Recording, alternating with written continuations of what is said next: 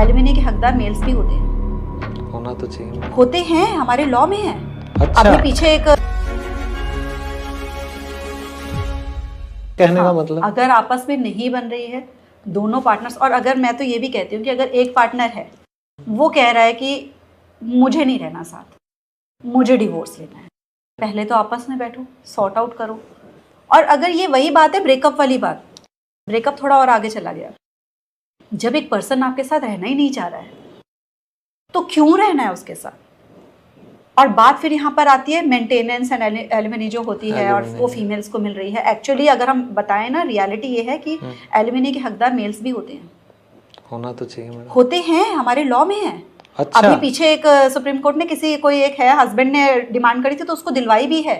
अगर जो फीमेल है वो ज्यादा अर्न कर रही है, मेल इतना खर्चा नहीं उठा पा रहा है कि कोर्ट के चक्कर लगाएगा, केस को सारा हैंडल करेगा, तो ऐसे में वो भी उस चीज की डिमांड कर सकता है एलिमनी की।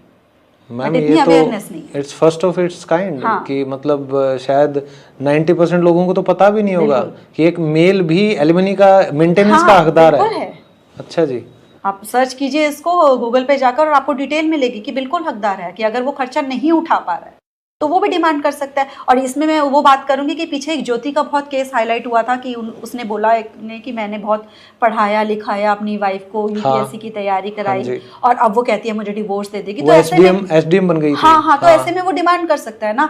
और साथ क्यों रहना है। आप एक बात बताओ, देखिए कई बार क्या होता है कि भेड़ों के झुंड में ना भेड़िया भेड़ की खाल लगाकर बैठा हुआ है। आपने कहा कि मैंने तो उसको बहुत प्यार दुलार दिया, पर वो तो भेड़िया था, उसने तो खाल उतार दी और वो भेड़िया बन गया।